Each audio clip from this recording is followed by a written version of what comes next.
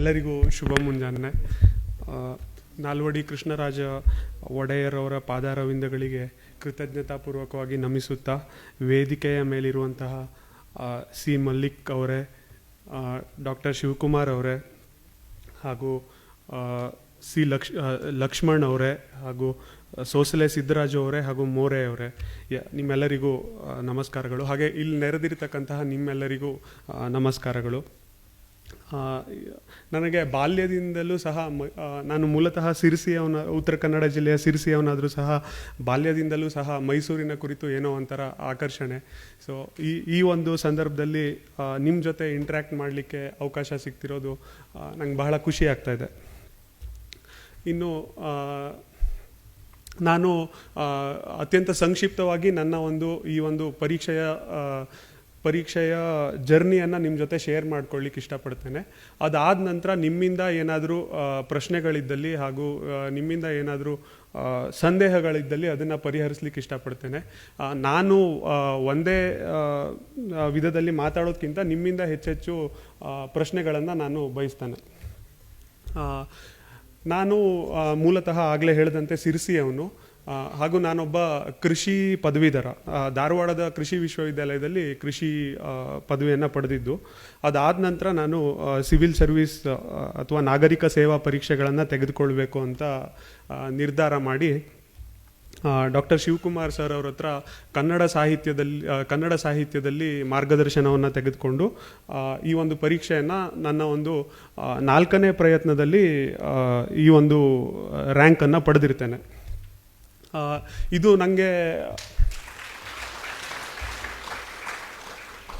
ಈ ಒಂದು ಜರ್ನಿ ನನಗೆ ತುಂಬ ಲಾಂಗ್ ಆಗಿತ್ತು. ಆಗಲೇ ಹೇಳಿದಂತೆ 4 ಪ್ರಯತ್ನಗಳನ್ನು ನಾನು ತೆಗೆದುಕೊಳ್ಬೇಕಾಯಿತು.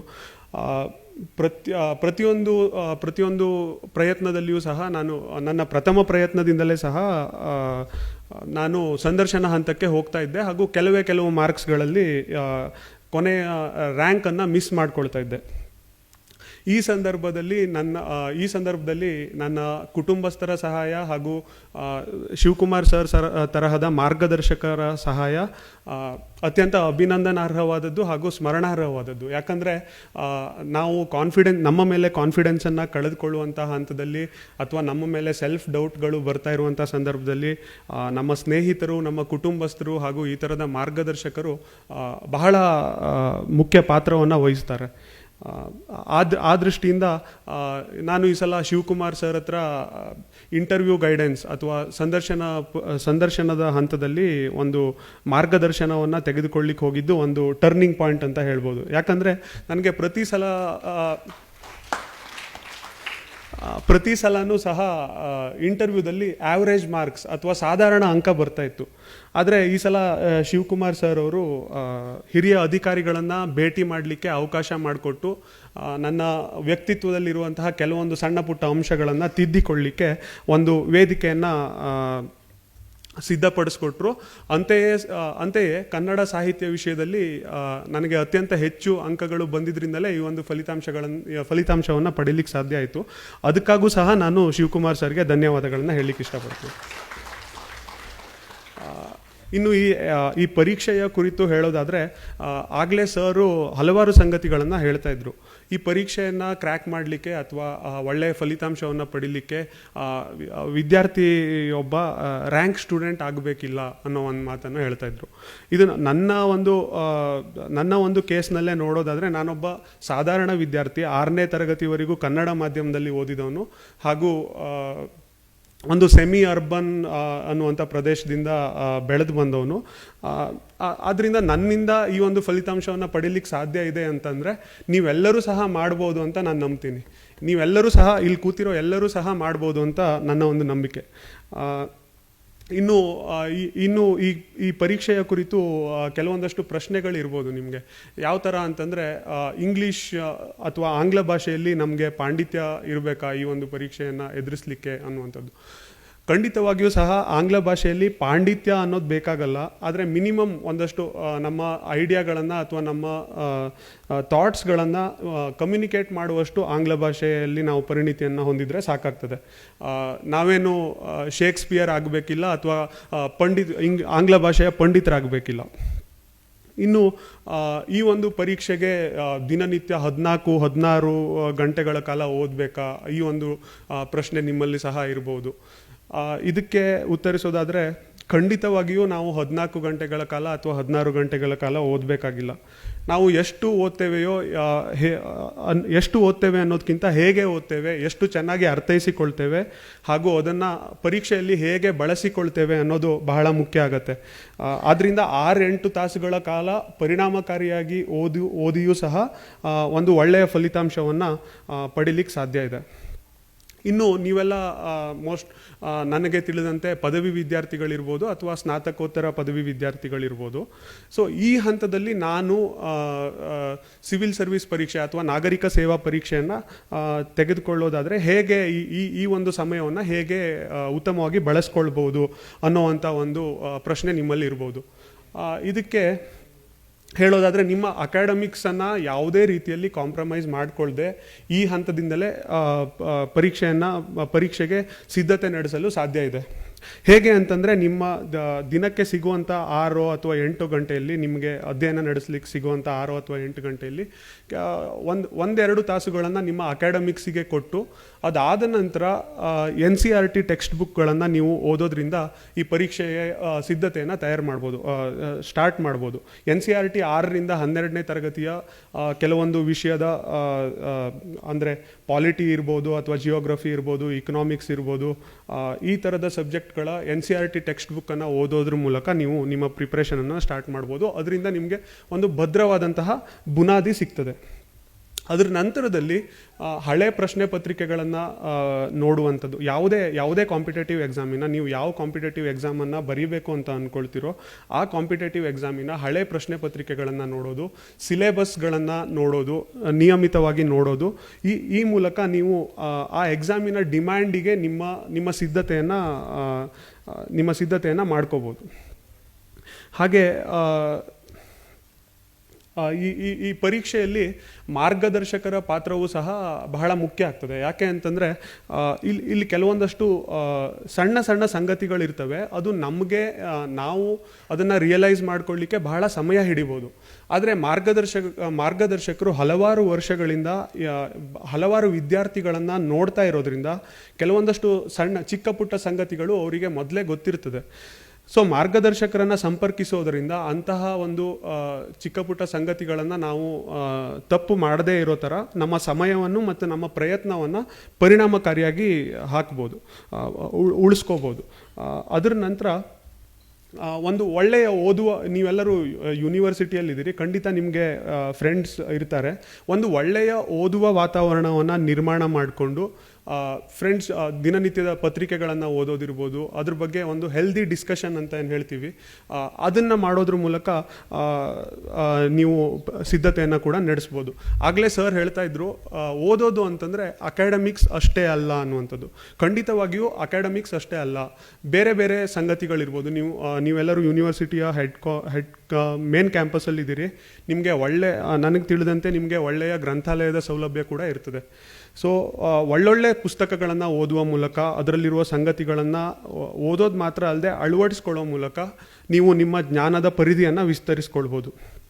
ಹಾಗೆ ಅದ್ರ ಕುರಿತು ಒಂದು ಹೆಲ್ದಿ ಡಿಬೇಟ್ ಅಂತ ಏನು ಹೇಳ್ತೀವಿ, ಆರೋಗ್ಯಕರವಾದ ಚರ್ಚೆಯನ್ನು ನಡೆಸುವುದರ ಮೂಲಕ ಸಹ ನೀವು ಸಕಾರಾತ್ಮಕ ಭಾವನೆಗಳನ್ನು ನಿಮ್ಮಲ್ಲಿ ಬೆಳೆಸ್ಕೊಳ್ಬೋದು.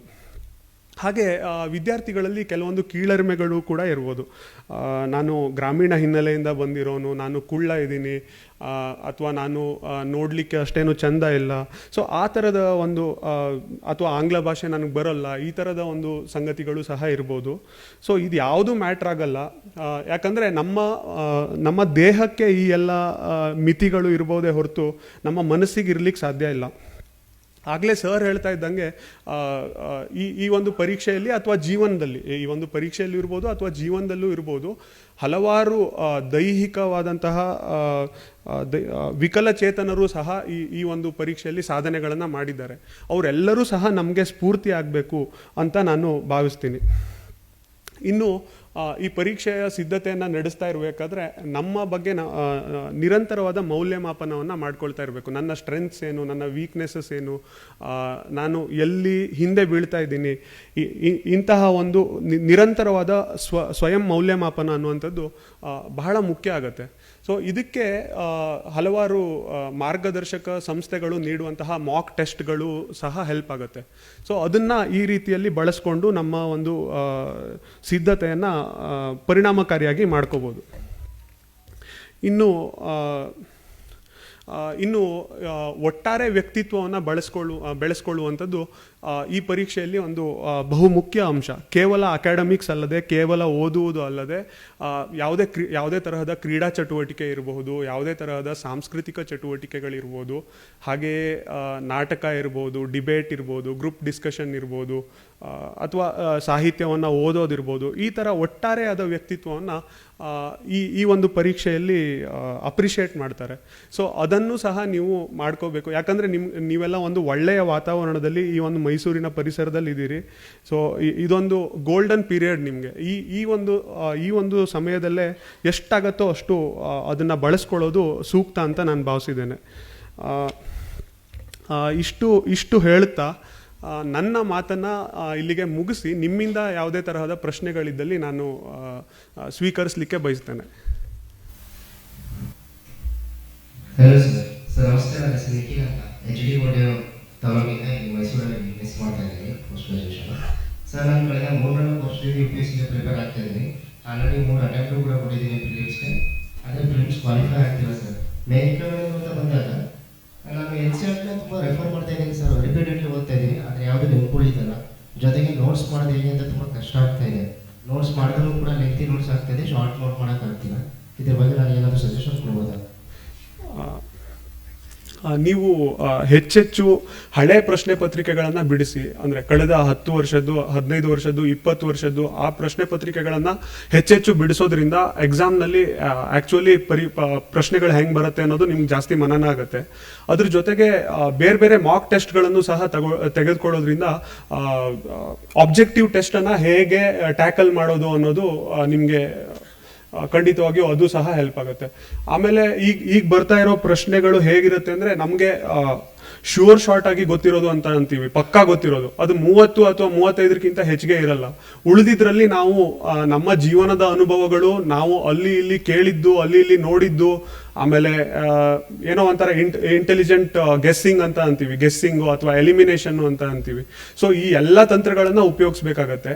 ಅದಕ್ಕಾಗಿ ಹೆಚ್ಚೆಚ್ಚು ನೀವು ಮಾಕ್ ಟೆಸ್ಟ್ಗಳನ್ನು ತೆಗೆದುಕೊಂಡು ಪ್ರಾಕ್ಟೀಸ್ ಮಾಡಿ ಅಂತ ಹೇಳಲಿಕ್ಕೆ ಇಷ್ಟಪಡ್ತೀನಿ. ಸರ್, ಮತ್ತೆ ಸೆಕೆಂಡ್ ಪೇಪರ್ CSAT ಬಂದು ತುಂಬ ಶಾರ್ಟೇಜ್ ಆಗ್ತಿದೆ ಟೈಮು. ನಮಗೆ ಕ್ವಿಕ್ಕಾಗಿ ಮಾಡೋದಕ್ಕಾಗ್ತಿಲ್ಲ. ಗೊತ್ತಿದ್ರೂ ಕೂಡ ಕ್ವಶನ್ ಅಟೆಂಪ್ಟ್ ಮಾಡೋಷ್ಟರಲ್ಲಿ ಟೈಮ್ ಶಾರ್ಟೇಜ್ ಆಗ್ಬಿಡ್ತಿದೆ. ಯಾಕಂದರೆ ಪ್ಯಾಸೇಜು ಲೆಂತಿ ಇರೋದ್ರಿಂದ. ಹಾಗಾಗಿ ನನಗೆ ಬೆಸ್ಟ್ ಬುಕ್ ಯಾವುದಾದ್ರೂ CSATಗೆ ರೆಫರ್ ಮಾಡ್ತಿಲ್ಲ. ಯಾಕಂದರೆ ಐ ಫೀಲ್ ವೀಕ್ ಅಂತ ಅನಿಸ್ತಿದೆ ಸರ್. CSAT ಪರ್ಫಾರ್ಮೆನ್ಸ್ ಅಷ್ಟೊಂದು ಚೆನ್ನಾಗಿಲ್ಲ. ನೀವು ದಿನನಿತ್ಯದ ಪತ್ರಿಕೆಗಳನ್ನು ಓದುವಾಗ ಅದರಲ್ಲಿ ಎಡಿಟೋರಿಯಲ್ ಅಥವಾ ಇದನ್ನು ಓದ್ತಿರ್ತೀರಿ. ಸೊ ಅದನ್ನು ಹೆಚ್ಚೆಚ್ಚು ಸ್ಪೀಡಾಗಿ ಓದೋದನ್ನು ರೂಢಿಸ್ಕೊಳ್ಳಿ. ಅದು ಓದಿದ ನಂತರದಲ್ಲಿ ನಿಮ್ಮಲ್ಲೇ ನೀವು ಪ್ರಶ್ನೆಗಳನ್ನು ಕೇಳ್ಕೊಳ್ಳಿ. ಇದರಿಂದ 3 ಪಾಯಿಂಟ್, ನಾ ಈಗ ಓದಿರೋವಂತಹ ವಿಷಯದಿಂದ 3 ಮುಖ್ಯವಾದ ಪಾಯಿಂಟ್ಗಳು ಏನು ಅನ್ನೋದನ್ನು ನಿಮ್ಮನ್ನೇ ನೀವು ಕೇಳಿಕೊಂಡು ಅದನ್ನು ನೋಟ್ ಮಾಡ್ಕೊಳ್ಳಿಕ್ಕೆ ಟ್ರೈ ಮಾಡಿ. ಅದ್ರ ಜೊತೆಗೆ ನಾನು ಆಗಲೇ ಹೇಳಿದಂತೆ ಹಳೆಯ ಪ್ರಶ್ನೆ ಪತ್ರಿಕೆಗಳನ್ನು ಟೈಮ್ ಲಿಮಿಟ್ ಇಟ್ಕೊಂಡು ಹೆಚ್ಚೆಚ್ಚು ಬಿಡಿಸ್ಲಿಕ್ಕೆ ಟ್ರೈ ಮಾಡಿ. ಸೊ ಅದರಿಂದ ನೀವು ಖಂಡಿತ ಸ್ಪೀಡನ್ನು ಇಂಪ್ರೂವ್ ಮಾಡ್ಕೋಬೋದು ಅಂತ ಅನ್ಸುತ್ತೆ. ಥ್ಯಾಂಕ್ ಯು ಸರ್, ಮಾಹಿತಿ ತುಂಬ ಉಪಯೋಗ ಆಗಿದೆ. ಥ್ಯಾಂಕ್ ಯು, ಧನ್ಯವಾದಗಳು.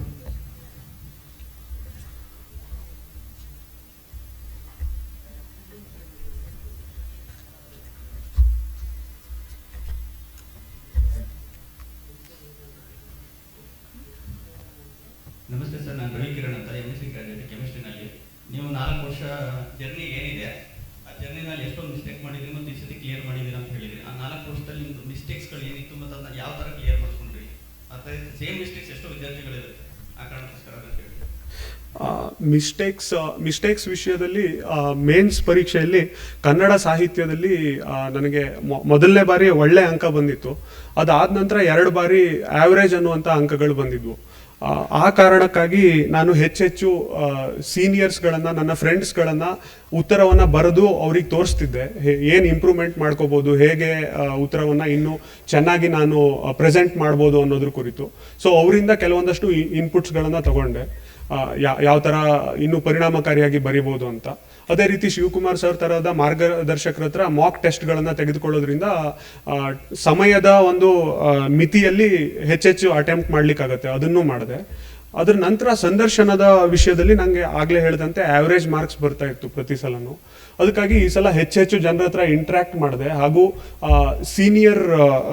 ಸೀನಿಯರ್ ಅಧಿಕಾರಿಗಳನ್ನು, ಹಿರಿಯ ಅಧಿಕಾರಿಗಳನ್ನು ಭೇಟಿ ಮಾಡಿ ಅವ್ರ ಹತ್ರ ಕೆಲವೊಂದಷ್ಟು ಇನ್ಪುಟ್ಸ್ಗಳನ್ನು ತೆಗೆದುಕೊಂಡೆ. ನನ್ನ ಹಾವಭಾವದಲ್ಲಿ ಅಥವಾ ಬಾಡಿ ಲ್ಯಾಂಗ್ವೇಜಲ್ಲಿ ಏನಾದರೂ ಚೇಂಜ್ ಬೇಕಾ, ಅಥವಾ ನಾನು ಆನ್ಸರ್ ಮಾಡೋ ವಿಧದಲ್ಲಿ ಏನಾದರೂ ಚೇಂಜ್ ಬೇಕಾ, ಈ ಥರದ ಇನ್ಪುಟ್ಸ್ಗಳನ್ನು ತಗೊಂಡೆ. ಸೊ ಇವೆಲ್ಲ ಪ್ರಯತ್ನಗಳನ್ನು ನಾನು ಮಾಡಿ ಈ ಸಲ ಈ ಒಂದು ರ್ಯಾಂಕ್ ಬಂದಿದೆ. ಫ್ಲೂಯೆನ್ಸಿ ಆಫ್ ಇಂಗ್ಲಿಷ್ ತುಂಬ ಮುಖ್ಯ ಆಗುತ್ತೆ. ಸಾರಿ, ಫ್ಲೂಯೆನ್ಸಿ ಆಫ್ ಇಂಗ್ಲಿಷ್ ಆಗಲೇ ಹೇಳ್ತಿದ್ದಂಗೆ ಫ್ಲೂಯೆನ್ಸಿ ಅಷ್ಟೇನು ಮುಖ್ಯ ಅಲ್ಲ.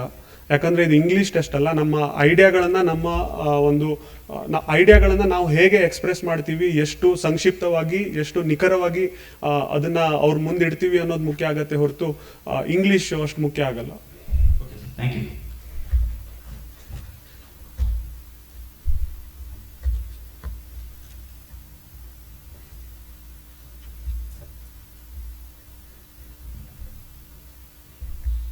ನಮಸ್ತೆ ಸರ್, ನನ್ನ ಹೆಸರು ನಿಜ್ಲಿಂಗ ಕವಿ, ಯಾದಗಿರಿ ಡಿಸ್ಟ್ರಿಕ್ಟ್. ಇಲ್ಲಿ ಇತಿಹಾಸ ವಿಭಾಗದಲ್ಲಿ ಅಧ್ಯಯನ ಮಾಡ್ತಿದ್ದೇನೆ.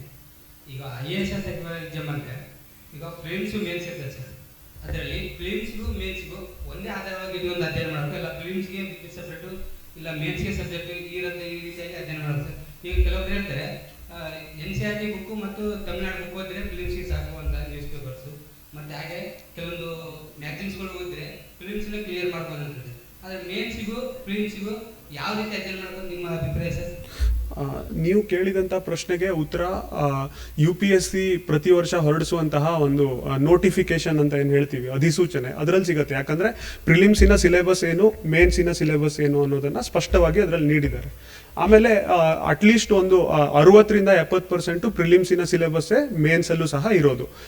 ಅದರ ಹೊರತಾಗಿ ಕೆಲವೊಂದಷ್ಟು ವಿಷಯಗಳಿದೆ, ಅದನ್ನು ನೀವು ಸಿಲೆಬಸ್ ಅಥವಾ ಪಠ್ಯಕ್ರಮವನ್ನು ರೆಫರ್ ಮಾಡಿದರೆ ನಿಮ್ಗೆ ಗೊತ್ತಾಗುತ್ತೆ.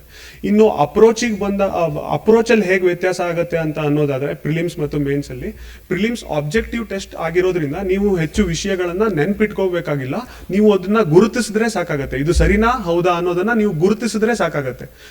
ನಿಮ್ಗೆ ಅದು ಗೊತ್ತಿರಲೇಬೇಕು ಅಂತಿಲ್ಲ. ಇದು ಸರಿನಾ ಹೌದಾ ಅನ್ನೋದು ಗುರುತಿಸಬೇಕಾಗತ್ತೆ. ನೀವು ಆ ಮೂಲಕ ನೀವು ಆನ್ಸರ್ ಮಾಡ್ಬೋದಾಗತ್ತೆ. ಆದರೆ ಮೇನ್ಸಲ್ಲಿ ಯಾವುದೇ ಒಂದು ವಿಷಯವನ್ನ ಬಹುಕೋನದಿಂದ ಅಂತ ಹೇಳ್ತೀವಿ ನಾವು, ಮಲ್ಟಿಪಲ್ ಡೈಮೆನ್ಷನ್ನಿಂದ ನೋಡಬೇಕಾಗತ್ತೆ. ಆ ವಿಷಯದ ಹಲವಾರು ಕೋನಗಳಿಂದ, ಹಲವಾರು ವಿಧಗಳಿಂದ ನೋಡಬೇಕಾಗತ್ತೆ. ಅದು ಬಹಳ ಇಂಪಾರ್ಟೆಂಟ್ ಆಗುತ್ತೆ ಮೇನ್ಸಲ್ಲಿ. ಉದಾಹರಣೆಗಾಗಿ ಹೇಳೋದಾದರೆ, ಕಾವೇರಿ ವಾಟರ್ ಡಿಸ್ಪ್ಯೂಟ್ ಅಂತ ನಾವು ಹೇಳ್ತೀವಿ, ಕಾವೇರಿ ಜಲ ವಿವಾದ ಅಂತ ಹೇಳ್ತೀವಿ. ಸೊ ಅದರಲ್ಲಿ ಅದಕ್ಕೆ ಕಾರಣಗಳೇನು, ಅದರಲ್ಲಿರುವಂಥ ಡಿಫರೆಂಟ್ ಪಾರ್ಟೀಸ್ ಅಂತ ಏನು ಹೇಳ್ತೀವಿ, ಬೇರೆ ಬೇರೆ ರಾಜ್ಯಗಳು ಯಾವ್ಯಾವುದು, ಅದರಲ್ಲೂ ಸಹ, ರಾಜ್ಯದಲ್ಲೂ ಸಹ ಗೌರ್ಮೆಂಟಿನ ರೋಲ್ ಏನು, ರೈತರ ರೋಲ್ ಏನು, ಈ ಥರ ಆಮೇಲೆ ಸುಪ್ರೀಂ ಕೋರ್ಟ್ಗಳ ರೋಲ್ ಏನು, ಈ ಥರ ಮಲ್ಟಿಪಲ್ ಡೈಮೆನ್ಷನ್ನಿಂದ ನೋಡಬೇಕಾಗತ್ತೆ. ಸೊ ಅದು ಪ್ರಿಲಿಮ್ಸ್ ಮತ್ತು ಮೇನ್ಸಿಗೆ ಇರುವಂತಹ ಮುಖ್ಯವಾದ ವ್ಯತ್ಯಾಸ. Thank you sir.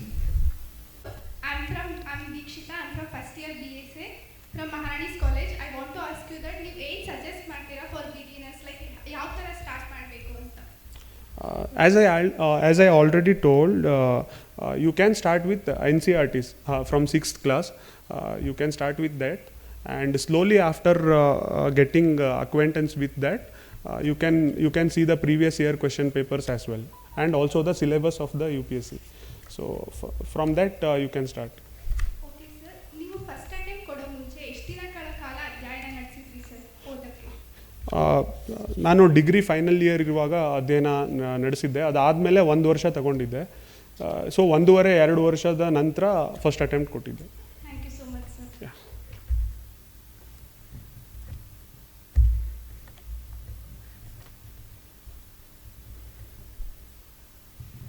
Hello sir, ನನ್ನ ಹೆಸರು ಚಂದನ್ ಸಿಗ್ಹಾಕ್ ಅಂತ.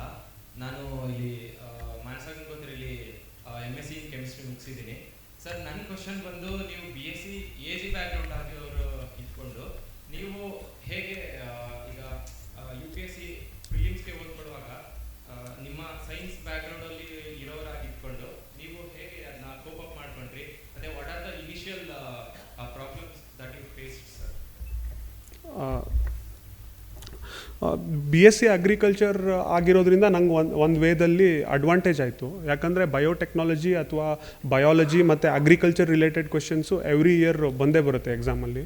ಸೊ ಇನ್ ಅ ವೇ ಅದು ನನಗೆ ಅಡ್ವಾಂಟೇಜ್ ಆಯಿತು. ಸರ್ ಆಪ್ಷನಲ್ ಚೂಸ್ ಮಾಡುವಾಗ ನೀವು ಯಾವ ಥರ ಅದನ್ನ ಆಪ್ಷನಲ್ಲೂ ನಾನು ಕನ್ನಡ ಸಾಹಿತ್ಯವನ್ನು ನಾನು ನನ್ನ ಹೈಸ್ಕೂಲ್ ದಿನಗಳಿಂದನೇ ಓದ್ತಿದ್ದೆ. ಅದಕ್ಕಾಗಿ ಅದರಲ್ಲೊಂದು ಇಂಟ್ರೆಸ್ಟ್ ಇತ್ತು ನನಗೆ. ಆಮೇಲೆ ಅಗ್ರಿಕಲ್ಚರ್ ಅಂತ ಸಬ್ಜೆಕ್ಟು ತುಂಬ ವಾಸ್ಟ್ ಆಗುತ್ತೇನೋ ಅಂತ ಅನಿಸಿದ್ರಿಂದ ಕನ್ನಡ ಸಾಹಿತ್ಯವನ್ನು ತೆಗೆದುಕೊಂಡೆ. ಸರ್ ಫಸ್ಟ್ 3 to 4 ಅಟೆಂಪ್ಟ್ಸಲ್ಲಿ ನಿಮ್ಗೆ ಯಾವುದು ಇನ್ಸೆಕ್ಯೂರ್ ಅಂತ ಅನಿಸ್ಲಿಲ್ವಾ? ಅಂದರೆ ಕನ್ಸಿಸ್ಟೆನ್ಸಿ ಹೇಗೆ ಮೇಂಟೈನ್ ಮಾಡ್ತಾ ಇದ್ರಿ?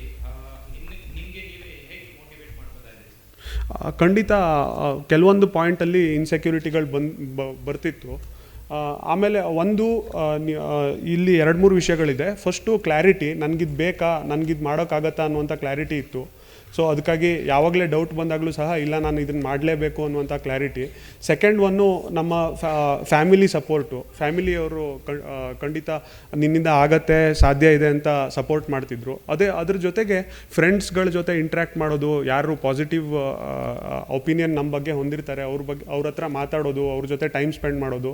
ಅದ್ರ ಜೊತೆಗೆ ಸ್ಪೋರ್ಟ್ಸಲ್ಲಿ ತೊಡಗಿಸ್ಕೋತಿದ್ದೆ ನಾನು. ಬ್ಯಾಡ್ಮಿಂಟನ್ ಇರ್ಬೋದು, ವಾಲಿಬಾಲ್ ಇರ್ಬೋದು, ಇಂಥದ್ದನ್ನು ಆಡ್ತಿದ್ದೆ. ಸೊ ಇದು ಸಹ ನನಗೆ ಒಂದು ರೀತಿಯಲ್ಲಿ ಹೆಲ್ಪ್ ಮಾಡ್ತಿತ್ತು ಹೊರಗೆ ಬರಲಿಕ್ಕೆ. ಸರ್ ಒಂದು ಸೈನ್ಸ್ ಬ್ಯಾಕ್ಗ್ರೌಂಡ್ ಇಂದ ಬಂದಿರೋರು ಆಗಿಟ್ಕೊಂಡು ನೀವು ಕೋಚಿಂಗ್ ಬೇಕು ಅಂತ ಏನಾದರೂ ಅನಿಸ್ತಿತ್ತಾ ಸರ್? ನಾನು ಆಗಲೇ ಹೇಳ್ದಂಗೆ ನಾನು ಅಗ್ರಿಕಲ್ಚರ್ ಗ್ರ್ಯಾಜುಯೇಟ್ ಆಗಿ ಕನ್ನಡ ಲಿಟ್ರೇಚರ್ ತೊಗೊಂಡಿದ್ದರಿಂದ ಅದು ಸಂಪೂರ್ಣ ಹೊಸ ವಿಷಯ ಆಗಿತ್ತು. ಅಂದರೆ ನಾನು ನಾವೆಲನ್ನು ಓದಿದ್ದು ಬಿಟ್ಟರೆ UPSC ಪಠ್ಯಕ್ರಮಕ್ಕೆ ಹೇಗೆ ಬರೀಬೇಕು ಆ ವಿಷಯಗಳೆಲ್ಲ ಗೊತ್ತಿರಲಿಲ್ಲ.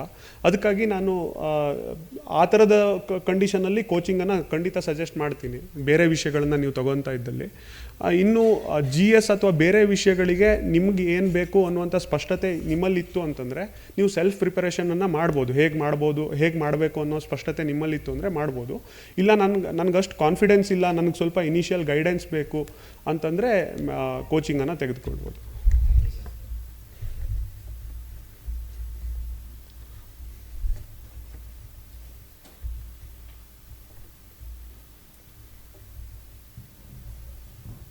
ಹಲೋ ಸರ್, ನಾನು ನಂಜನಗೂಡಿಗೆ ಬಂದಿರೋದು ಮಾದೇಸ್ವಾಮಿ ಅಂತ. ಸರ್ ನನ್ನ ಕ್ವಶನ್ ಬಂದು, ಈಗ ಆಲ್ಮೋಸ್ಟ್ UPSC ಕ್ಲಿಯರ್ ಮಾಡ್ತಿರ್ತಕ್ಕಂಥ ಎಲ್ಲರನ್ನೂ ನಾನು ಗಮನಿಸ್ತಾ ಇದ್ದೀನಿ ಮತ್ತು ಓದ್ತಾ ಇದ್ದೀನಿ. ಅವ್ರ ಬಗ್ಗೆ ಜಾಸ್ತಿ ಬ್ಯಾಕ್ಗ್ರೌಂಡು ಇಂಜಿನಿಯರಿಂಗ್ ಸ್ಟೂಡೆಂಟ್ ಇರ್ತಾರೆ, ಸೈನ್ಸ್ ಸ್ಟೂಡೆಂಟ್ ಇರ್ತಾರೆ, ಮತ್ತು ಅವ್ರ ಫ್ಯಾಮಿಲಿ ಬ್ಯಾಕ್ಗ್ರೌಂಡ್ ಗಮನಿಸಿದಾಗ ಅವ್ರ ತಂದೆ ಅಥವಾ ತಾಯಿ ಯಾವುದಾದ್ರು ಒಂದು ಉನ್ನತ ಹುದ್ದೆಯಲ್ಲಿ ಇರ್ತಾರೆ. ಆದರೆ ನಮ್ಮಂಥ ಬಡ ವಿದ್ಯಾರ್ಥಿಗಳು ಅಥವಾ ಮಧ್ಯಮ ವರ್ಗ ವಿದ್ಯಾರ್ಥಿಗಳು UPSCನ ಹೇಗೆ ಕ್ಲಿಯರ್ ಮಾಡೋದು ಸರ್? ಮತ್ತು ನಮಗೆ ಸಪೋರ್ಟಿವ್ ಆಗಿ ಏನಿರುತ್ತೆ ಎಲ್ಲ ಸ್ವಲ್ಪ?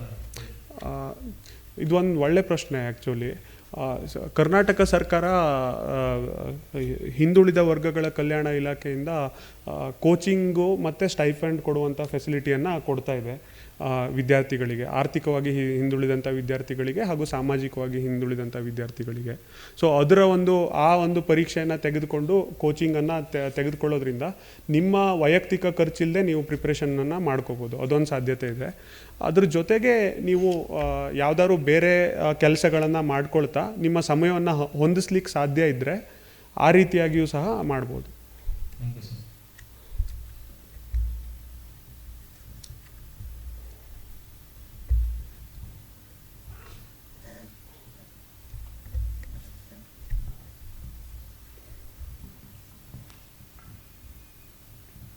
ಫ್ರಮ್ ಬೆಳಗಾಂ. ನಾವು I am Govind Sarvan. Sir, ನಾವು ಪ್ರಿಪ್ರೇಷನ್ ಮಾಡಬೇಕಿದ್ರೆ ಫಾರ್ ಎಕ್ಸಾಂಪಲ್ ನಿಮ್ಮದೇ ತೊಗೊಳ್ಳಿ. ಇವಾಗ ನೀವು 2014ಇಂದ ಪ್ರಿಪ್ರೇಷನ್ ಸ್ಟಾರ್ಟ್ ಮಾಡಿದ್ರೆ ಅನ್ಕೊತೀನಿ. ಅಲ್ಲಿಂದ ನೀವು ಒಂದು ಬಾರಿ ಆಗಲಿಲ್ಲ, ಎರಡನೇ ಬಾರಿನೂ ಆಗಲಿಲ್ಲ. ಆಗ ಸ್ಟ್ರೆಸ್ಸನ್ನು ಫ್ರಸ್ಟ್ರೇಷನ್ನ ಯಾವ ಥರ ಕಂಟ್ರೋಲ್ ಮಾಡ್ಕೊಂಡಿದ್ರಿ, ಯಾವ ಥರ ನಿಭಾಯಿಸಿದ್ರಿ ಅಂತ ಹೇಳ್ತೀರಾ? ಆಗಲೇ ನಾನು ಹೇಳ್ತಿದ್ದಂಗೆ ನಮಗೆ ಇಷ್ಟವಾದಂತಹ ಫ್ರೆಂಡ್ಸ್ ಜೊತೆ ಟೈಮ್ ಸ್ಪೆಂಡ್ ಮಾಡೋದು, ಹಾಗೆ ನಮ್ಮ ಕುಟುಂಬಸ್ಥರ ಜೊತೆ ಮಾತಾಡುವಂಥದ್ದಿರ್ಬೋದು, ಹಾಗೆ ಕ್ರೀಡಾ ಚಟುವಟಿಕೆಗಳಲ್ಲಿ ತೊಡಗಿಸ್ಕೊಳ್ಳುವಂಥದ್ದಿರ್ಬೋದು, ಹಾಗೆ ಬೇರೆ ಥರದ ಹವ್ಯಾಸಗಳು ಏನೇ ಇದ್ದರೂ ಸಹ ಅದರಲ್ಲಿ ಒಳ್ಳೆ ಹವ್ಯಾಸಗಳು ಅಂದರೆ ಒಳ್ಳೆ ಹವ್ಯಾಸಗಳು. ಸೊ ನಾನು ಅಡುಗೆ ಮಾಡೋದು ಅಥವಾ ಕುಕ್ಕಿಂಗ್ ಅದು ಸಹ ಹವ್ಯಾಸ ಆಗಿತ್ತು ನಂದು. ಸೊ ಅದನ್ನೂ ಮಾಡ್ತಿದ್ದೆ. ಅಂಥ ಟೈಮಲ್ಲಿ ಅವುಗಳ ಮೂಲಕ ಹೊರಗೆ ಬರ್ತಿದ್ದೆ. Okay, thank you.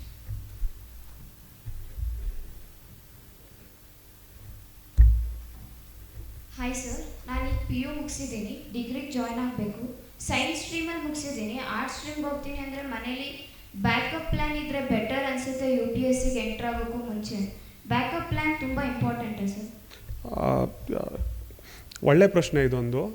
ಆ್ಯಕ್ಚುಲಿ ಈಗ ನಾವು ಯು ಪಿ ಎಸ್ ಸಿ ಎಕ್ಸಾಮ್ನಲ್ಲಿ ಬರ್ತಾ ಇರೋ ವೇಕೆನ್ಸಿ ಟ್ರೆಂಡ್ಗಳನ್ನು ನೋಡಿದರೆ ತುಂಬ ಕಡಿಮೆ ಆಗ್ತಾ ಇದೆ ಈಗ. ಅಂದರೆ ಮೊದಲು 1400 ಈ ಥರ ಎಲ್ಲ ವೇಕೆನ್ಸಿಗಳು ಇರ್ತಿದ್ವು. ಈಗ 685 ಜನರನ್ನು ಮಾತ್ರ ಈ ಸಲ ತೆಗೆದುಕೊಂಡಿದ್ದಾರೆ. ಸೊ ಕಾಂಪಿಟೇಷನ್ನು ಸಿಕ್ಕಾಪಟ್ಟೆ ಫಿಯರ್ಸ್ ಆಗ್ತಾ ಇದೆ.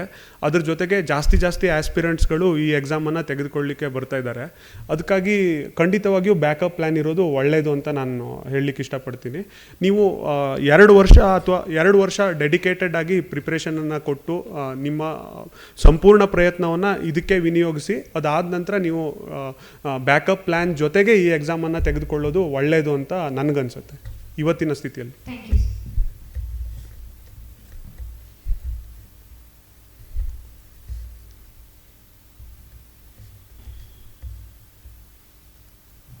ಹಲೋ ಸರ್, ಇಂಟರ್ವ್ಯೂವಲ್ಲಿ ನನಗೆ ಸ್ವಲ್ಪ ಪ್ರಾಬ್ಲಮ್ ಆಗ್ತಿತ್ತು ಅಂದಲ್ಲ ಸರ್, ಹೆಂಗೆ ಇಂಟರ್ವ್ಯೂ ಕ್ವಶನ್ಗಳನ್ನ ಕೇಳ್ತಾರೆ? ಆ್ಯಕ್ಚುಲಿ ಇಂಟರ್ವ್ಯೂದಲ್ಲಿ ನಮ್ಮ ಪ್ರೊಫೈಲ್ ಅವ್ರ ಹತ್ರ ಇರುತ್ತೆ. ನಮ್ಮ ಎಜುಕೇಷ್ನಲ್ ಬ್ಯಾಕ್ಗ್ರೌಂಡ್ ಇರ್ಬೋದು, ನಮ್ಮ ಫ್ಯಾಮಿಲಿ ಬ್ಯಾಕ್ಗ್ರೌಂಡ್, ಪೇರೆಂಟ್ಸ್ ಬ್ಯಾಕ್ಗ್ರೌಂಡ್ ಇರ್ಬೋದು, ಅಥವಾ ನಮ್ಮ hobbies and extra curricular activities ಇದೆಲ್ಲ ಇರುತ್ತೆ ಅವ್ರ ಹತ್ರ. So most of the times interview ಇದ್ರ ಮೇಲೇ ಹೋಗುತ್ತೆ. ನಮಗೆ ಕಂಫರ್ಟೇಬಲ್ ಇರೋ ಏರಿಯಾದ ಮೇಲೇ ಅವರು ಪ್ರಶ್ನೆಗಳನ್ನು ಕೇಳ್ತಾರೆ, ಅಥವಾ ಸಂಭಾಷಣೆನ more than question answer, it's more of a conversation ಆ ಥರ ನಡೀತಿತ್ತು. ಪ್ರತಿ ಸಲ ಪ್ರಶ್ನೆಗಳು ಇದೇ ಏರಿಯಾದ ಮೇಲೆ ಇರ್ತಿತ್ತು, but the way I used to handle was different. Like I used to give 1-liners or 2-liners answers. It used to be very short. ಅದು ಕನ್ವರ್ಸೇಷನ್ ಥರ ಇರ್ತಿರ್ಲಿಲ್ಲ. ನಾನು 2 ಲೈನಲ್ಲಿ ಆನ್ಸರ್ ಹೇಳಿ ಮುಗಿಸ್ಬಿಡ್ತಿದ್ದೆ, ಅಥವಾ ಕಾನ್ಫಿಡೆನ್ಸ್ ಲೆವೆಲ್ಲು ಕಡಿಮೆ ಇರ್ತಿತ್ತು ನಂದು. ಸೊ ಏನು ಅನ್ಕೋತಾರೋ ಏನೋ, ನಾ ಹೇಳೋ ಆನ್ಸರಿಗೆ ಏನು ಅನ್ಕೋತಾರೋ ಏನೋ, ಆ ಥರ ಭಾವನೆಗಳಿತ್ತು. ಸೊ ಈ ಸಲ ನಾನು ಅದನ್ನು ಓವರ್ಕಮ್ ಮಾಡಿದೆ. ಏನಾದರೂ ಇರಲಿ, ನನ್ನ ಒಂದು ಭಾವನೆಯನ್ನು ನಾನು ಸ್ಪಷ್ಟವಾಗಿ ಹೇಳಬೇಕು, ಮತ್ತು ಅವ್ರು ಏನು ಅಂದ್ಕೊಂಡ್ರೂ ಪರವಾಗಿಲ್ಲ, ನಾನು ನನ್ನ ಒಂದು ಥಾಟ್ ಇದು ಅನ್ನೋದನ್ನು ಇಡಬೇಕು ಅನ್ನೋವಂಥ ಸ್ಪಷ್ಟತೆಯೊಂದಿಗೆ ಹೋಗಿದ್ದೆ. So this was the major difference.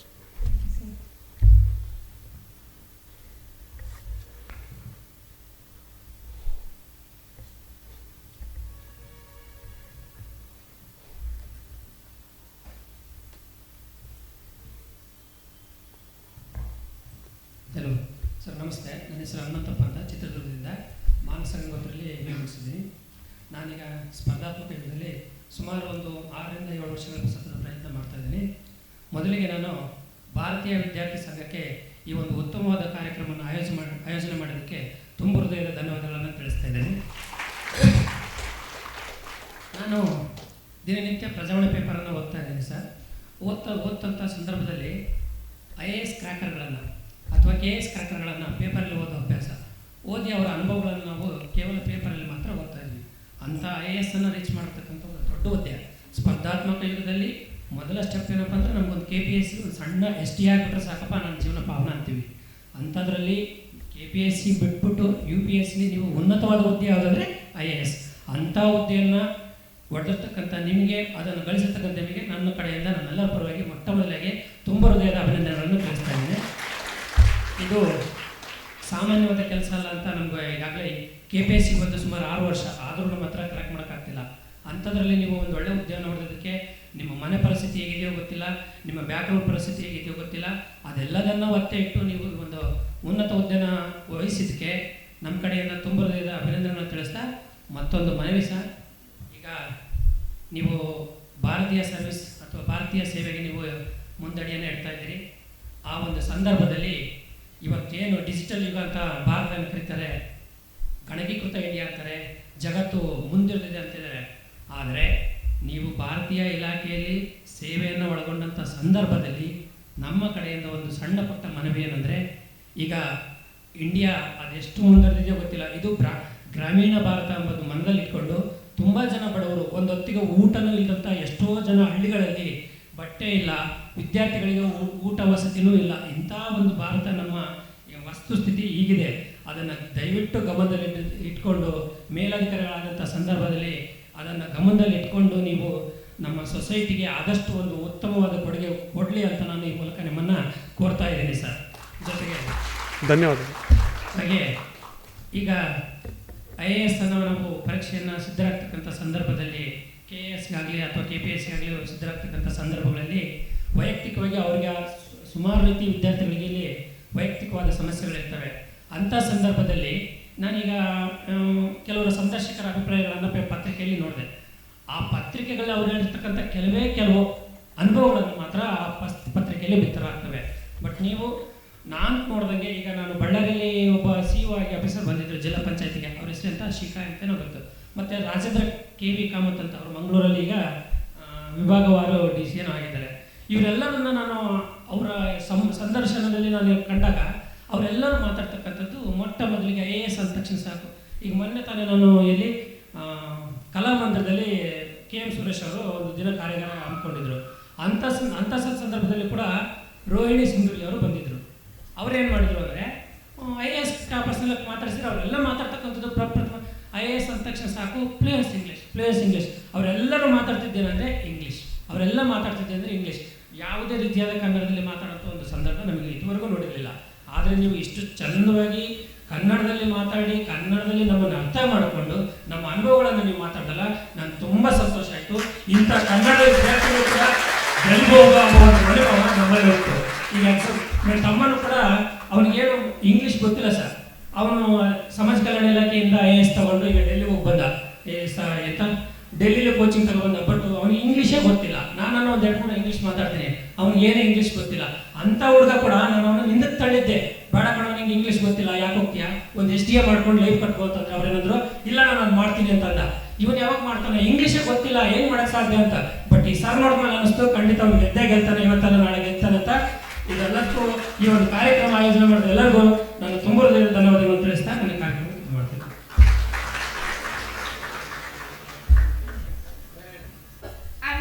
I'm Deekshita. I'm from first year BSA from Maharani's College. I want to ask you that ನೀವು ಏನು ಸಜೆಸ್ಟ್ ಮಾಡ್ತೀರಾ for beginners, like ಯಾವ ತರ ಸ್ಟಾರ್ಟ್ ಮಾಡಬೇಕು ಅಂತ?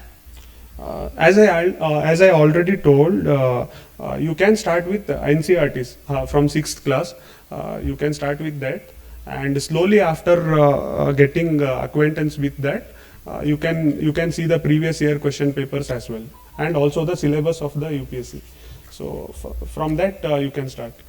Okay sir, ನೀವು ಫಸ್ಟ್ ಅಟೆಂಪ್ಟ್ ಕೊಡೋ ಮುಂಚೆ ಎಷ್ಟು ದಿನಗಳ ಕಾಲ ಅಧ್ಯಯನ ನಡೆಸಿದ್ರಿ ಸರ್ ಓದಕ್ಕೆ? ನಾನು ಡಿಗ್ರಿ ಫೈನಲ್ ಇಯರ್ ಇರುವಾಗ ಅಧ್ಯಯನ ನಡೆಸಿದ್ದೆ. ಅದಾದಮೇಲೆ 1 ವರ್ಷ ತಗೊಂಡಿದ್ದೆ.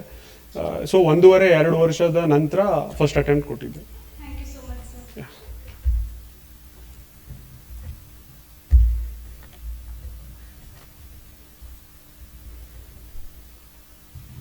ಹಲೋ ಸರ್, ನನ್ನ ಹೆಸರು ಚಂದನ್ ಸಿದ್ಧಾರ್ಥ್ ಅಂತ. ನಾನು ಇಲ್ಲಿ ಮಾನಸಗಂಗೋತ್ರಿಯಲ್ಲಿ MSc ಇನ್ ಕೆಮಿಸ್ಟ್ರಿ ಮುಗಿಸಿದ್ದೀನಿ. ಸರ್, ನನ್ನ ಕ್ವಶನ್ ಬಂದು, ನೀವು BSc AG ಬ್ಯಾಕ್ಗ್ರೌಂಡ್ ಆಗಿರೋರು ಇಟ್ಕೊಂಡು ನೀವು ಹೇಗೆ ಈಗ UPSC ಪ್ರಿಲಿಮ್ಸ್ಗೆ ಓದ್ಕೊಳ್ಳುವಾಗ ನಿಮ್ಮ ಸೈನ್ಸ್ ಬ್ಯಾಕ್ಗ್ರೌಂಡಲ್ಲಿ ಇರೋರಾಗಿಟ್ಕೊಂಡು ನೀವು ಹೇಗೆ ಅದನ್ನ ಕೋಪ್ ಅಪ್ ಮಾಡ್ಕೊಂಡ್ರಿ? ಮತ್ತೆ what are the initial problems that you faced sir? BSc agriculture ಆಗಿರೋದ್ರಿಂದ ನಂಗೆ ಒಂದು ವೇದಲ್ಲಿ ಅಡ್ವಾಂಟೇಜ್ ಆಯಿತು. ಯಾಕಂದರೆ ಬಯೋಟೆಕ್ನಾಲಜಿ ಅಥವಾ ಬಯಾಲಜಿ ಮತ್ತು agriculture related questions every year ಬಂದೇ ಬರುತ್ತೆ ಎಕ್ಸಾಮಲ್ಲಿ. ಸೊ ಇನ್ ಅ ವೇ ಅದು ನನಗೆ ಅಡ್ವಾಂಟೇಜ್ ಆಯಿತು.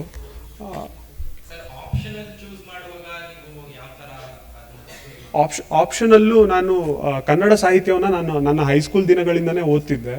ಅದಕ್ಕಾಗಿ ಅದರಲ್ಲೊಂದು ಇಂಟ್ರೆಸ್ಟ್ ಇತ್ತು ನನಗೆ. ಆಮೇಲೆ ಅಗ್ರಿಕಲ್ಚರ್ ಅಂತ ಸಬ್ಜೆಕ್ಟು ತುಂಬ ವಾಸ್ಟ್ ಆಗತ್ತೇನೋ ಅಂತ ಅನಿಸಿದ್ರಿಂದ ಕನ್ನಡ ಸಾಹಿತ್ಯವನ್ನು ತೆಗೆದುಕೊಂಡೆ. ಸರ್, ಫಸ್ಟ್ 3 to 4 ಅಟೆಂಪ್ಟ್ಸ್ ಅಲ್ಲಿ ನಿಮಗೆ ಯಾವುದು ಇನ್ಸೆಕ್ಯೂರ್ ಅಂತ ಅನ್ಸಲಿಲ್ವಾ? ಅಂದ್ರೆ ಕನ್ಸಿಸ್ಟೆನ್ಸಿ ಹೇಗೆ ಮೇಂಟೈನ್ ಮಾಡ್ತಾ ಇದ್ರಿ? ನಿಮಗೆ ನೀವೇ ಹೇಗೆ ಮೋಟಿವೇಟ್ ಮಾಡ್ಕೋತಾ ಇದ್ರಿ? ಖಂಡಿತ ಕೆಲವೊಂದು ಪಾಯಿಂಟಲ್ಲಿ ಇನ್ಸೆಕ್ಯೂರಿಟಿಗಳು ಬರ್ತಿತ್ತು.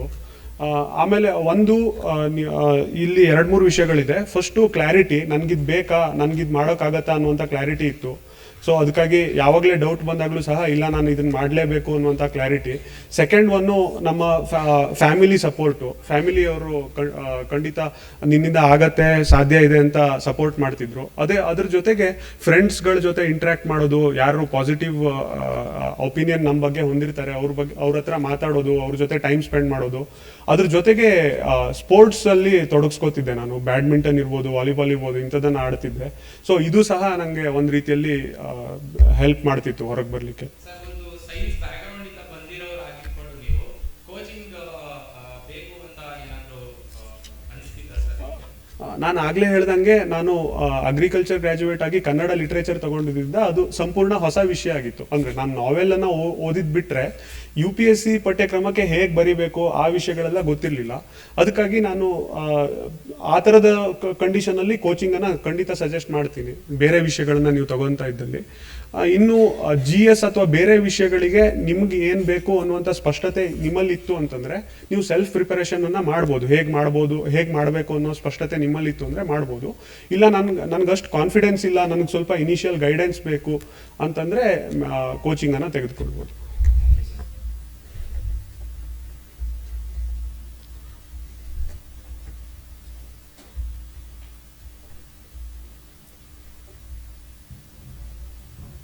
ಹಲೋ ಸರ್, ನಾನು ನಂಜನಗೂಡಿಗೆ ಬಂದಿರೋದು ಮಾದೇಸ್ವಾಮಿ ಅಂತ. ಸರ್, ನನ್ನ ಕ್ವಶನ್ ಬಂದು, ಈಗ ಆಲ್ಮೋಸ್ಟ್ UPSC ಕ್ಲಿಯರ್ ಮಾಡ್ತಿರ್ತಕ್ಕಂಥ ಎಲ್ಲರನ್ನೂ ನಾನು ಗಮನಿಸ್ತಾ ಇದ್ದೇನೆ ಮತ್ತು ಓದ್ತಾ ಇದ್ದೇನೆ. ಅವ್ರ ಬಗ್ಗೆ ಜಾಸ್ತಿ ಬ್ಯಾಕ್ಗ್ರೌಂಡು ಇಂಜಿನಿಯರಿಂಗ್ ಸ್ಟೂಡೆಂಟ್ ಇರ್ತಾರೆ, ಸೈನ್ಸ್ ಸ್ಟೂಡೆಂಟ್ ಇರ್ತಾರೆ, ಮತ್ತು ಅವ್ರ ಫ್ಯಾಮಿಲಿ ಬ್ಯಾಕ್ಗ್ರೌಂಡ್ ಗಮನಿಸಿದಾಗ ಅವ್ರ ತಂದೆ ಅಥವಾ ತಾಯಿ ಯಾವ್ದಾದ್ರು ಒಂದು ಉನ್ನತ ಹುದ್ದೆಯಲ್ಲಿ ಇರ್ತಾರೆ. ಆದರೆ ನಮ್ಮಂಥ ಬಡ ವಿದ್ಯಾರ್ಥಿಗಳು ಅಥವಾ ಮಧ್ಯಮ ವರ್ಗದ ವಿದ್ಯಾರ್ಥಿಗಳು UPSC ಹೇಗೆ ಕ್ಲಿಯರ್ ಮಾಡೋದು ಸರ್? ಮತ್ತು ನಮಗೆ ಸಪೋರ್ಟಿವ್ ಆಗಿ ಏನಿರುತ್ತೆ ಎಲ್ಲ ಸ್ವಲ್ಪ? ಇದು ಒಂದು ಒಳ್ಳೆ ಪ್ರಶ್ನೆ. ಆ್ಯಕ್ಚುಲಿ ಕರ್ನಾಟಕ ಸರ್ಕಾರ ಹಿಂದುಳಿದ ವರ್ಗಗಳ ಕಲ್ಯಾಣ ಇಲಾಖೆಯಿಂದ ಕೋಚಿಂಗು ಮತ್ತು ಸ್ಟೈಫಂಡ್ ಕೊಡುವಂಥ ಫೆಸಿಲಿಟಿಯನ್ನು ಕೊಡ್ತಾ ಇದೆ ವಿದ್ಯಾರ್ಥಿಗಳಿಗೆ, ಆರ್ಥಿಕವಾಗಿ ಹಿಂದುಳಿದಂಥ ವಿದ್ಯಾರ್ಥಿಗಳಿಗೆ ಹಾಗೂ ಸಾಮಾಜಿಕವಾಗಿ ಹಿಂದುಳಿದಂಥ ವಿದ್ಯಾರ್ಥಿಗಳಿಗೆ. ಸೊ ಅದರ ಒಂದು ಪರೀಕ್ಷೆಯನ್ನು ತೆಗೆದುಕೊಂಡು ಕೋಚಿಂಗನ್ನು ತೆಗೆದುಕೊಳ್ಳೋದ್ರಿಂದ ನಿಮ್ಮ ವೈಯಕ್ತಿಕ ಖರ್ಚಿಲ್ಲದೆ ನೀವು ಪ್ರಿಪ್ರೇಷನನ್ನು ಮಾಡ್ಕೋಬೋದು. ಅದೊಂದು ಸಾಧ್ಯತೆ ಇದೆ. ಅದ್ರ ಜೊತೆಗೆ ನೀವು ಯಾವ್ದಾದ್ರು ಬೇರೆ ಕೆಲಸಗಳನ್ನು ಮಾಡ್ಕೊಳ್ತಾ ನಿಮ್ಮ ಸಮಯವನ್ನು ಹೊಂದಿಸ್ಲಿಕ್ಕೆ ಸಾಧ್ಯ ಇದ್ದರೆ ಆ ರೀತಿಯಾಗಿಯೂ ಸಹ ಮಾಡ್ಬೋದು. Thank you sir.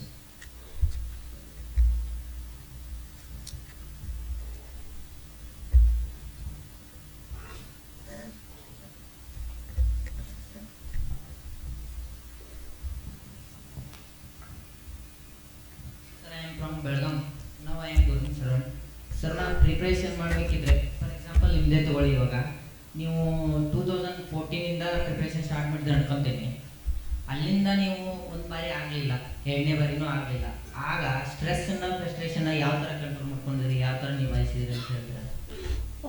ಆಗಲೇ ನಾನು ಹೇಳ್ತಿದ್ದಂಗೆ ನಮಗೆ ಇಷ್ಟವಾದಂತಹ ಫ್ರೆಂಡ್ಸ್ ಜೊತೆ ಟೈಮ್ ಸ್ಪೆಂಡ್ ಮಾಡೋದು, ಹಾಗೆ ನಮ್ಮ ಕುಟುಂಬಸ್ಥರ ಜೊತೆ ಮಾತಾಡುವಂಥದ್ದು ಇರ್ಬೋದು, ಹಾಗೆ ಕ್ರೀಡಾ ಚಟುವಟಿಕೆಗಳಲ್ಲಿ ತೊಡಗಿಸ್ಕೊಳ್ಳುವಂಥದ್ದು ಇರ್ಬೋದು, ಹಾಗೆ ಬೇರೆ ಥರದ ಹವ್ಯಾಸಗಳು ಏನೇ ಇದ್ರೂ ಸಹ ಅದರಲ್ಲಿ ಒಳ್ಳೆ ಹವ್ಯಾಸಗಳು ಅಂದರೆ ಒಳ್ಳೆ ಹವ್ಯಾಸಗಳು. ಸೊ ನಾನು ಅಡಿಗೆ ಮಾಡೋದು ಅಥವಾ ಕುಕ್ಕಿಂಗ್ ಅದು ಸಹ ಹವ್ಯಾಸ ಆಗಿತ್ತು ನಂದು. ಸೊ ಅದನ್ನೂ ಮಾಡ್ತಿದ್ದೆ. ಅಂಥ ಟೈಮಲ್ಲಿ ಅವುಗಳ ಮೂಲಕ ಹೊರಗೆ ಬರ್ತಿದ್ದೆ.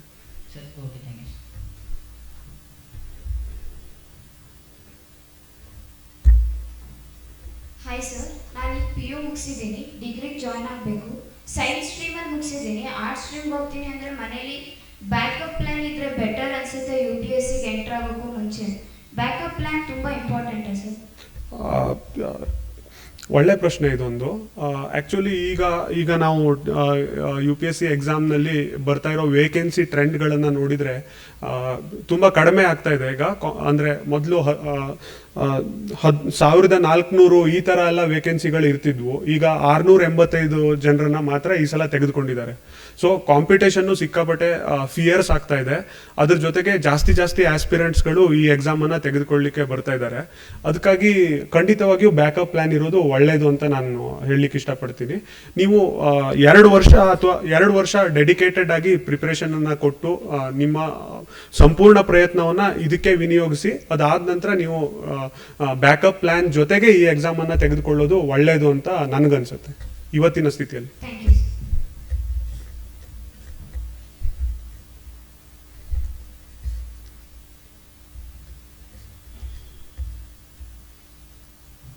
ಹಲೋ ಸರ್, ಇಂಟರ್ವ್ಯೂವಲ್ಲಿ ನನಗೆ ಸ್ವಲ್ಪ ಪ್ರಾಬ್ಲಮ್ ಆಗ್ತಿತ್ತು ಅನ್ನಲ್ಲ ಸರ್, ಹೆಂಗೆ ಇಂಟರ್ವ್ಯೂ ಕ್ವಶನ್ಗಳನ್ನ ಕೇಳ್ತಾರೆ?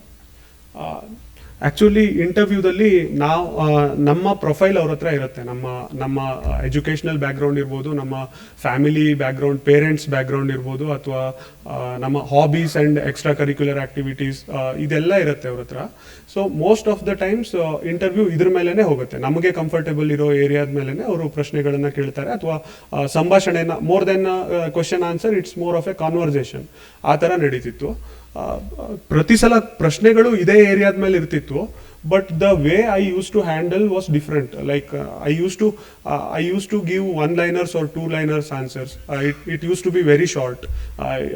ಅದು ಕನ್ವರ್ಸೇಷನ್ ಥರ ಇರ್ತಿರ್ಲಿಲ್ಲ, ನಾನು 2 ಲೈನಲ್ಲಿ ಆನ್ಸರ್ ಹೇಳಿ ಮುಗಿಸ್ಬಿಡ್ತಿದ್ದೆ, ಅಥವಾ ಕಾನ್ಫಿಡೆನ್ಸ್ ಲೆವೆಲ್ಲು ಕಡಿಮೆ ಇರ್ತಿತ್ತು ನಂದು.